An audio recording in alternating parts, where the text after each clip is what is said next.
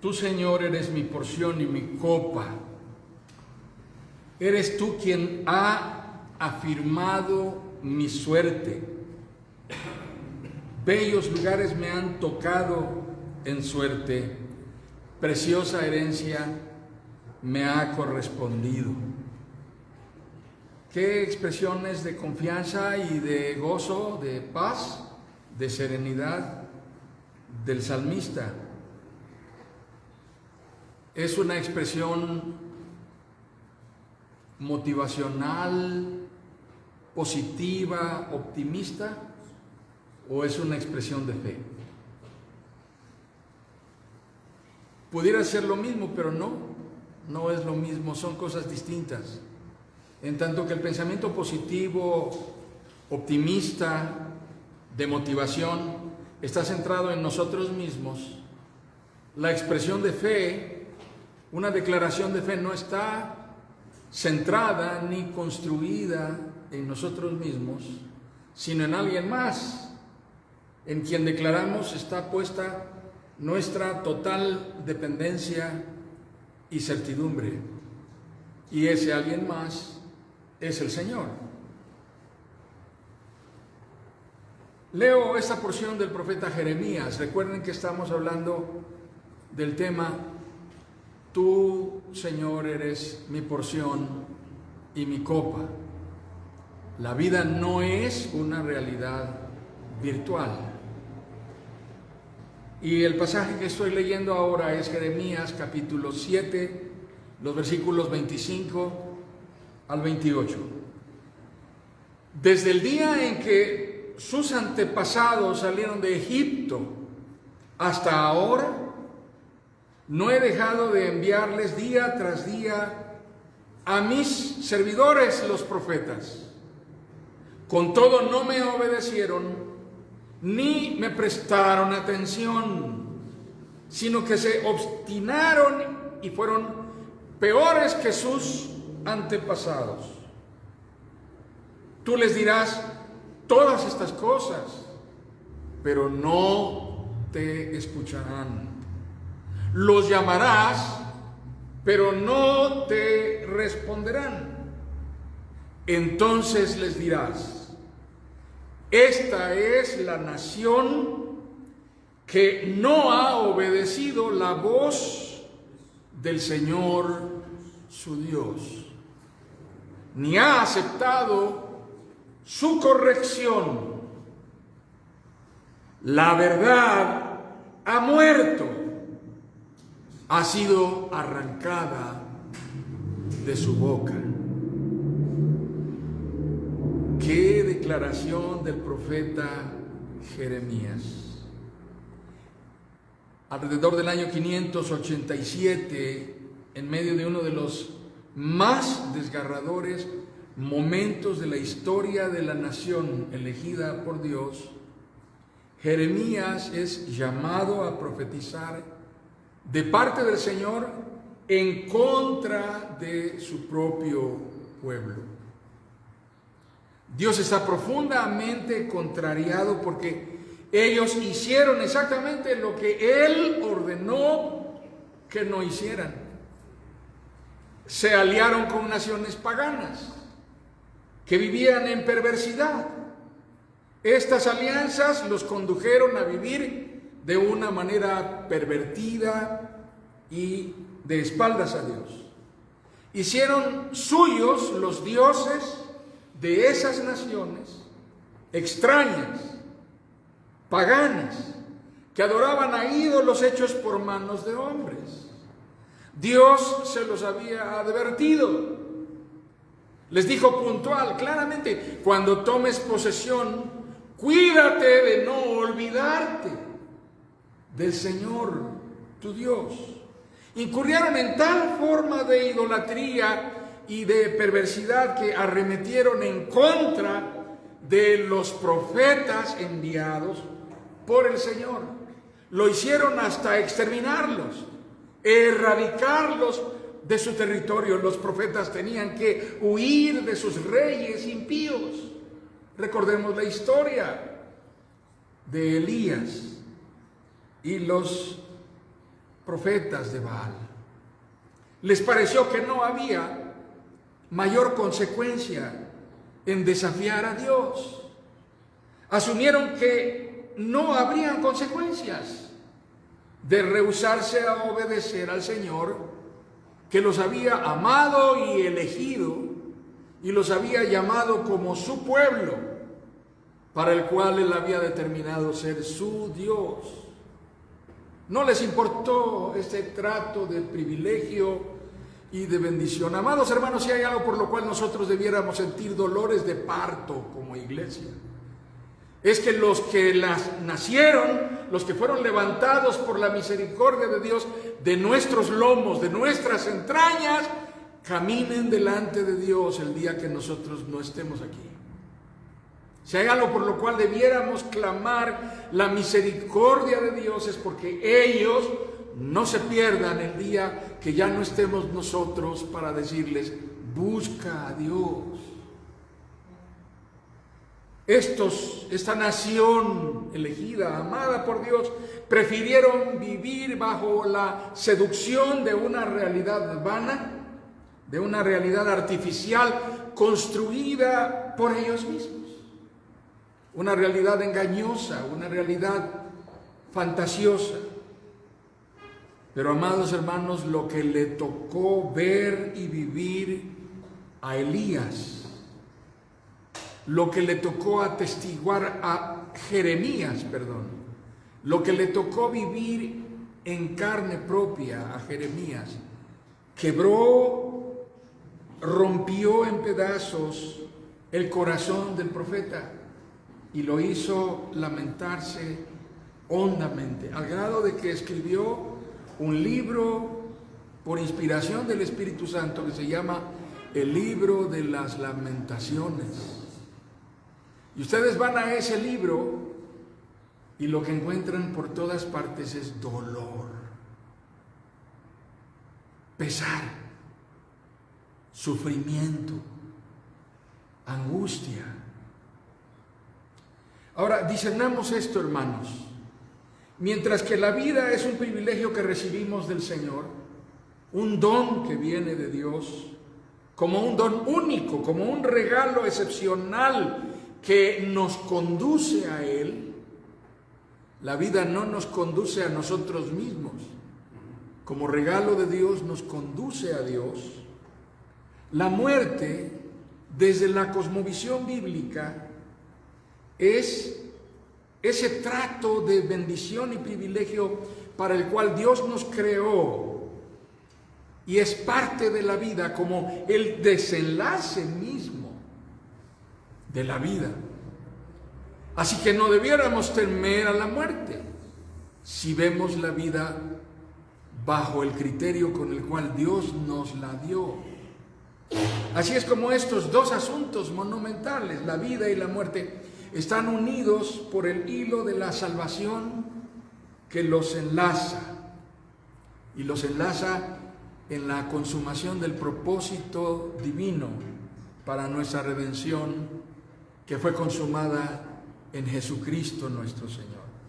Nosotros, en el afán de la vida, estamos constantemente ante el riesgo, ante la tentación de buscar refugio, buscar cobijo en aquello que no es una verdadera fuente de amparo y tampoco es ni será jamás una fuente de certidumbre y de resguardo y protección para nosotros.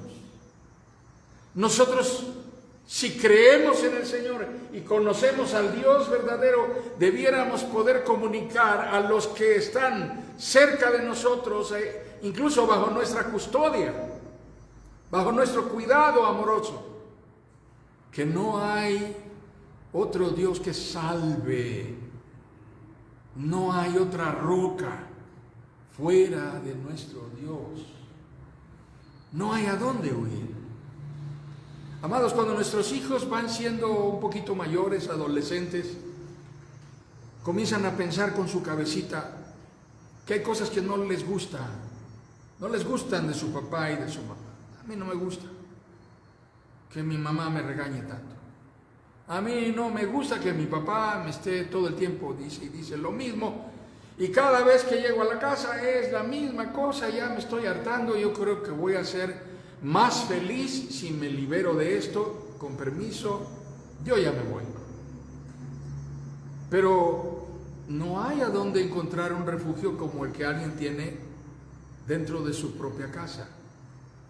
No hay un lugar más seguro, no hay un lugar de mayor amparo y certidumbre como el que alguien tiene en aquellos que lo engendraron y lo criaron bajo cuidado y protección.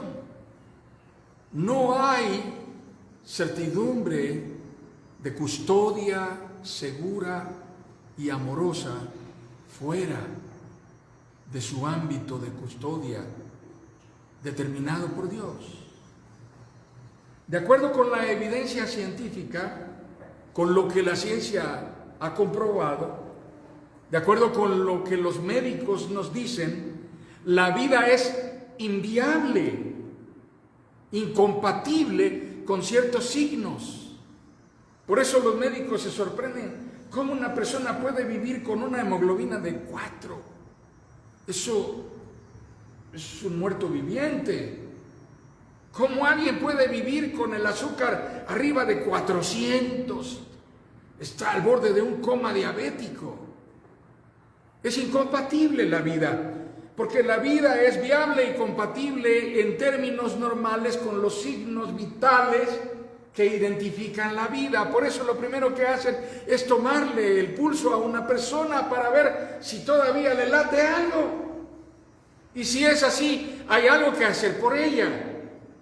¿Saben cuánto tiempo toma para una persona paramédico o para una persona del servicio médico forense determinar que alguien está verdaderamente en calidad de fallecido? Utilizan más de un método. Utilizan agujas para detectar si tiene reflejos, porque es posible que la persona se encuentre en medio de un shock inconsciente completamente y no reaccione, pero es posible que aún en medio de esa circunstancia le pican el pie con una aguja y responde, porque hay algo en él que todavía está vivo. De la misma manera sucede cuando a una persona se le pone un espejo enfrente de la cara por varios segundos, rebasando más de 1 minuto, 2 hasta 3 minutos, y se cercioran de que no hay aliento de vida en la persona, no exhala absolutamente nada, ni siquiera un poquito. Son las formas en que se puede certificar que alguien está muerto. La vida no es compatible en circunstancias extremas, por eso no hay seres humanos viviendo en la Luna. No hay personas viviendo en Marte. Ya están buscando la manera de irnos para allá porque ya falta poco para que nos terminemos la Tierra, pero todavía no hay posibilidades de vida compatible con la atmósfera de esos planetas o satélites. La vida es viable y compatible con el agua, con el oxígeno, con las fuentes de sustento y de nutrición. Esa es la razón por la cual un hijo que se fue de la casa y finalmente aparece después de 3 semanas que anduvo por allá medio perdido y regresa a la casa, ese hijo de 14 años con el que había que pelearse para que se bañara, lo primero que quiere hacer llegando a casa es darse un baño de agua calientita. Dejar que el agua corra por su cuerpo, enjabonarse 10 veces. Y después de eso sentarse a comer un plato de comida hecho por su mamá. Porque esto es una fuente de certidumbre, es una evidencia de protección, de resguardo. Alguien se ha ocupado antes de que no le falte eso, y tenerlo es un privilegio, es una bendición. Esto significa que solo se puede vivir en la realidad que no está construida ni de fantasías, ni de espejismos, ni de seducción autoconstruida. Nada de eso sirve. Incluso es posible vivir en la adversidad, hermanos. Hemos conocido, sabemos casos de personas que aprenden a vivir en la adversidad que es real, con carencias reales, en circunstancias de desventajas o riesgos evidentes, y asumir que esta verdad vinculada a su existencia será para siempre, y eligen seguir viviendo a pesar de ello. Tendré diabetes por el resto de mi vida. Tendré lo que sea que tenga. Tendré cáncer por lo que me dure, no sé, 3 meses, 6 años, 10 años. Está bien, aprenderé a vivir con eso. Así que aún esa circunstancia adversa, pero real, apegada a la verdad, será preferible por encima de vivir en el engaño, por encima de vivir en la seducción de una realidad virtual autoeditada, ficticia, artificial, que es una construcción engañosa, autogratificante, porque me hace sentir bien, falaz, porque es falsa, que solo hemos creado para paliar, para aliviar el dolor y la ansiedad, porque la verdad nos golpea y no queremos aceptarla. Recuerdo la historia de una familia, un hombre anciano, incapacitado para desplazarse y moverse. Tenía a toda su familia, vivía rodeado de ellos, pero el anhelo de su corazón era su hijo primogénito, que hacía 30 años se había ido emigrando al norte y vivía en la frontera del país. Y su hijo era su orgullo. Y la gran satisfacción de este hombre tan enfermo, con una insuficiencia grave del corazón, era esperar una vez al año a que su hijo volviera para venir a visitarlo y le trajera algún regalito, aun cuando fuera algo muy sencillo y muy modesto. Le gustaba sentarse con su hijo a desayunar cuando estaba de visita en casa. Le encantaba pasar tiempo con él y oír a su hijo, aunque él le contaba a su hijo las mismas historias repetidas de siempre, porque no se acordaba de que ya se las había contado 1000 veces. Pero su gozo era tener al lado a su hijo. Y un día la tragedia llegó a esta familia, y el hijo, que estaba allá en la frontera, muere en un accidente de trabajo cuando todavía era un hombre con habilidades y capacidades. Alrededor de los 40 años, 50 años, quizá un poquito más de edad, su hijo muere. Y este hombre tan enfermo no sabe que su hijo murió. Sus hermanos van y lo acompañan. Y el hombre pregunta dónde están todos, pero nadie le dice. Y este padre, anciano, cansado de días, a veces un poco evadido de la realidad, permaneció sin saber todavía varios años, porque sobrevivió a su hijo varios años. Y en todos esos años permaneció pensando que su hijo era un ingrato, que se había olvidado de él, porque para el resto de la familia fue preferible no decirle que su hijo había muerto, tratando de evitarle a él algo grave. Qué difícil es vivir en una mentira. ¿Saben cuántas mujeres viven engañadas pensando que su marido las ama? ¿Saben cuántos hombres viven engañados pensando que su esposa los ama solo porque les lava la ropa? Porque les pone de frente unos frijoles refritos con manteca. ¿Saben cuántos de nosotros vivimos pensando que nuestros hijos nos aman? Porque cada vez que va a ser fecha de Santa Claus vienen con una cartita a buscarnos. ¿Por qué podemos tener certidumbre de estas cosas? ¿Acaso nos aficionamos por vivir en el engaño? Si hay algo que necesitamos reconocer a ciencia cierta, es que comúnmente arrastrados por la presión grupal, por la cultura colectiva, muchos terminan optando por una forma de vida desentendida de la verdad. Y entre más jóvenes, la preferencia es por buscar un estilo de vida lúdico. Lúdico tiene que ver con diversión, con entretenimiento. Las nuevas generaciones están volcadas a buscar un estilo de vida que evade la realidad, hundiéndose en la diversión. Una manera entretenida, consagrada a consumir el tiempo, la fuerza, la energía, además de la existencia única y exclusivamente en lo que divierte. Se trata de hacer lo que todos dicen que no es tan malo. Ir al extremo, como se oye, yendo aún más lejos. Otros se atreven a intentar lo que les parece que, aún por malo que sea, aún por malo que parezca, no debieran dejar de hacerlo, no debieran perdérselo. ¿Saben? Una experiencia interesante es la de los juegos mecánicos. ¿Se han dado cuenta de cuánto riesgo involucra eso?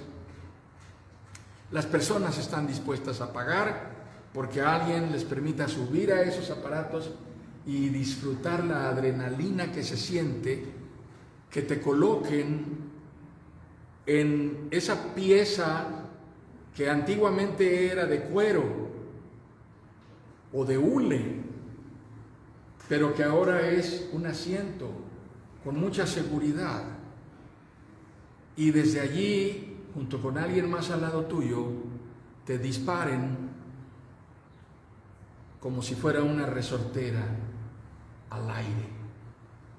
Y sientes como todo lo que está dentro de ti amenaza con salir y regresar al mismo tiempo.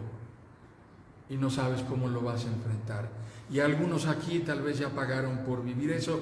Les confieso, yo no pago porque me torturen. Yo estoy satisfecho con el sufrimiento de la vida. Hoy no puedo predicar parado porque tengo una lumbalgia y es suficiente con esas emociones para mí. No necesito más intensidad. Pero podemos entender cómo el anhelo es vivir cada vez más en una forma de extremo fantasioso que cada quien construye a su gusto, y es como si alguien fuera poniéndole una palomita a lo que ya experimentó. Subirnos en un globo aerostático, sí, eso me falta. Tirarme de un paracaídas, supe que una anciana de 85 años lo hizo y cuando regresó al suelo dijo que había rejuvenecido. Bueno, interesante, yo quiero seguir siendo viejo, estoy bien así, no pasa nada, prefiero la realidad. Hagamos puntual énfasis en esto. Las implicaciones de vivir en una forma de irrealidad, enemistada con la verdad, es necesariamente vivir al mismo tiempo enemistados con Dios. Evitar buscar a Dios es evitar buscar el rumbo y encontrar el rumbo correcto. Alguna vez les puse el ejemplo de un avión. ¿Se han dado cuenta cómo cuando uno sube a un avión, lo primero que le piden es que durante un tiempo uno apague todos sus aparatos, sus teléfonos celulares y todo lo que uno tenga, una computadora? Ahora la gente viaja con un celular, con una tableta, con una computadora, y le piden a uno que apague todo eso, sus reproductores de música, todo debe uno apagar. Porque aunque no se lo dicen a uno en ese momento, durante los momentos más críticos de un vuelo comercial, está demostrado, el mayor riesgo está en el despegue y en el aterrizaje. Y durante ese momento, quienes están al frente del vuelo, el comandante del vuelo, el piloto, están dependiendo de las lecturas que hay en sus tableros. Y los tableros pueden ser alterados por la presencia de otro tipo de artefactos. Y esa es la razón por la cual le piden a uno que desconecte todos sus aparatos, para que los equipos del avión puedan procesar toda la información que están recibiendo de manera puntual. Porque si un avión despega y allí de manera digital en la computadora del vuelo se marca un rumbo de vuelo y sucede que hay algo que interfiere y cambia o modifica ligeramente, no por gran cantidad, solamente unas cuantas décimas de grado el rumbo, a medida que el tiempo de vuelo transcurre, el vértice de ese vuelo se va separando cada vez más. Y en lugar de terminar acá, terminará acá. ¿Cómo fue? ¿De qué manera llegué al aeropuerto internacional de Jojutla si yo iba al aeropuerto internacional de Mazatepec? No entiendo qué pasó, quién intervino en esto. Y solamente fueron unos pequeños, porque insignificantes décimas de grado. Nosotros cambiamos el rumbo de nuestro vuelo y en lugar de dirigirnos a Dios vamos hacia donde la realidad adulterada, falsificada, nos conduce. Así que entendamos que la vida, amados hermanos, no es una realidad virtual, sino que tampoco es en ninguna manera un fin en sí mismo. No vivimos solo para vivir la vida. Esto significa que ningún éxito es el propósito de mi existencia, ninguna agenda, ninguna meta, ningún logro alcanzado serán el propósito principal y esencial de mi existencia. Ninguna adversidad lo será tampoco. Tampoco ninguna tragedia, ningún fracaso, ninguna pérdida es el propósito último de mi vida. De la misma manera que ninguna relación, ninguna persona puede constituirse en el propósito único de mi vida, porque eso es el sitio que le corresponde solo a Dios. Fui creado para Dios. El apóstol Pablo nos habla acerca de esto. Él dice, porque ninguno de nosotros vive para sí, y ni tampoco muere para sí. Si vivimos, para el Señor vivimos. Y si morimos, para el Señor morimos. Así pues, sea que vivamos o que muramos, del Señor somos. Para esto mismo murió Cristo y volvió a vivir, para ser Señor tanto de los que han muerto como de los que aún viven. Creo, por lo que puedo observar, que aquí no hay ninguno de los que han muerto. Pero todos los que están aquí son de los que aún viven. Para nosotros murió y volvió a vivir Cristo. Nuestra realidad está consumada en Él. Él dijo, yo soy el camino, la verdad y la vida. Nadie viene al Padre sino por mí.